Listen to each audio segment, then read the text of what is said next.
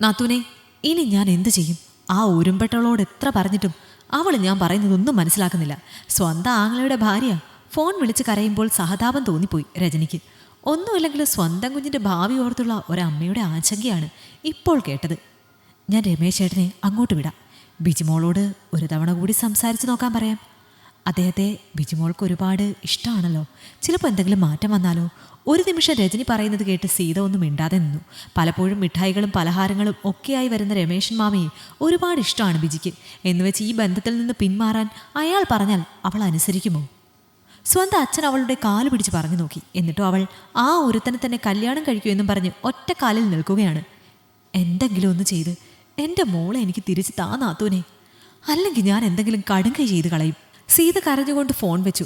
രജനി ഇനി എന്ത് ചെയ്യുമെന്നറിയാതെ പുറത്തേക്ക് നോക്കിയിരുന്നു. അപ്പോഴാണ് രമേശ് ജോലി കഴിഞ്ഞ് വന്ന് കയറിയത്.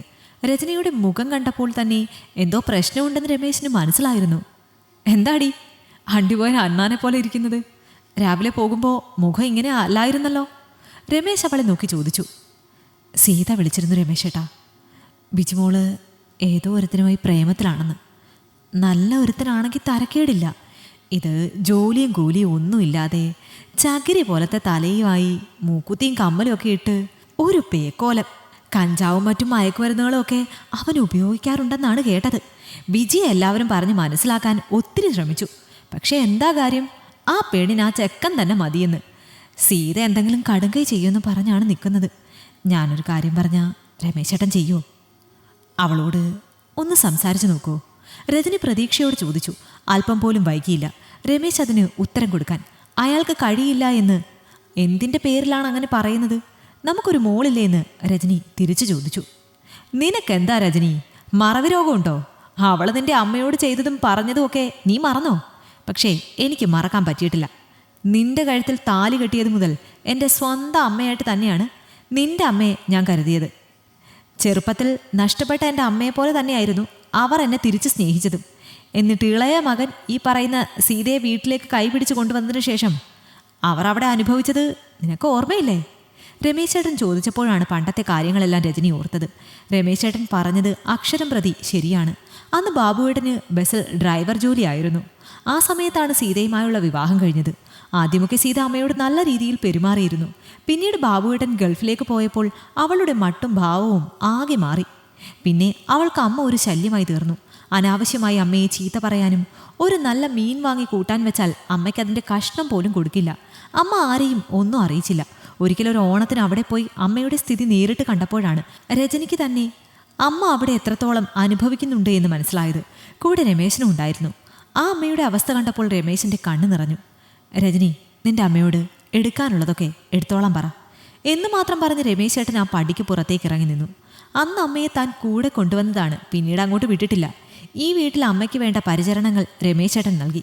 സത്യം പറഞ്ഞാൽ ബാബുവേട്ടനേക്കാൾ അമ്മയോട് സ്നേഹം രമേശ് ചേട്ടനാണ് എന്ന് പലപ്പോഴും എനിക്ക് തോന്നിപ്പോയി. ഇങ്ങനെ ഒരു മരുമകനെ കൊടുത്തതിന് മരിക്കും വരെ അമ്മ ദൈവത്തോട് നന്ദി പറഞ്ഞിരുന്നു. ഇതിനിടയിൽ പലതവണ അമ്മ പറഞ്ഞറിഞ്ഞു സീത അമ്മയോട് ചെയ്തിട്ടുള്ള ക്രൂരതകൾ. അമ്മയ്ക്ക് മാസം കിട്ടുന്ന വാർദ്ധക്യ പെൻഷൻ വരെ കട്ടെടുക്കുന്ന സീത. ഇത്രത്തോളം ദുഷ്ടത്തരം അവളുടെ മനസ്സിലുണ്ട് എന്ന് രജനി അറിയാൻ വൈകിപ്പോയിരുന്നു. ബാബുവേട്ടൻ ഗൾഫിൽ നിന്ന് വന്നപ്പോൾ അമ്മ തന്നെയാണ് പറഞ്ഞത് സീത അമ്മയോട് ചെയ്തതൊന്നും ബാബു അറിയണ്ട എന്ന്. തിരികെ പോകുമ്പോൾ അവനതൊരു വിഷമമാകുമെന്ന് അമ്മ പറഞ്ഞതുകൊണ്ട് മാത്രം രമേശേട്ടൻ ഒതുങ്ങി. ബാബുവേട്ടൻ വിളിക്കാൻ വന്നപ്പോൾ രമേശേട്ടൻ അമ്മ ഇനി എവിടേക്കും വിടില്ല എന്ന് പറഞ്ഞു. അത് ബാബുവേട്ടന് ചെറിയ നീരസം ഉണ്ടാക്കിയെങ്കിലും ആരും മൈൻഡ് ചെയ്തില്ല. ഇന്ന് കാലം ഏറെ കഴിഞ്ഞു. അമ്മ 6 അടി മണ്ണിൽ ഉറങ്ങുകയാണ്. പക്ഷെ അവരോട് ചെയ്ത ദ്രോഹങ്ങൾ അത് മണ്ണിൽ അതുപോലെ നിലനിൽക്കും. ഒരു പ്രത്യേക കാലം കഴിഞ്ഞാൽ അത് തിരിച്ചടിക്കും. ഇപ്പോൾ സീതയുടെ ജീവിതത്തിൽ അതാണ് സംഭവിച്ചുകൊണ്ടിരിക്കുന്നത്.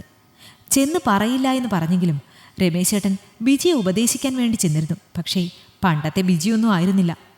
എൻ്റെ ജീവിതമാണ്, അത് ഞാൻ തീരുമാനിച്ചോളാം രമേശൻ മാമ, അനാവശ്യ കാര്യത്തിലൊന്നും ഇടപെടണ്ട എന്ന് പറഞ്ഞത്രേ. അത് കേട്ട് രമേശൻ തിരികെ പോന്നു. ഒന്നുമില്ലെങ്കിലും പ്രായപൂർത്തിയായ പെൺകുട്ടിയല്ലേ, അവൾക്കറിയാം എന്തു വേണം വേണ്ട എന്ന്. നല്ലതിനായാലും ചീത്തതിനായാലും അവൾ തിരഞ്ഞെടുത്ത വഴിയേ അവൾ പോകട്ടെ. അവളുടെ ഭാവി എന്തായാലും അവളും അവളുടെ അമ്മയും എല്ലാം ചെയ്ത കർമ്മത്തിൻ്റെ ഫലമാണ്.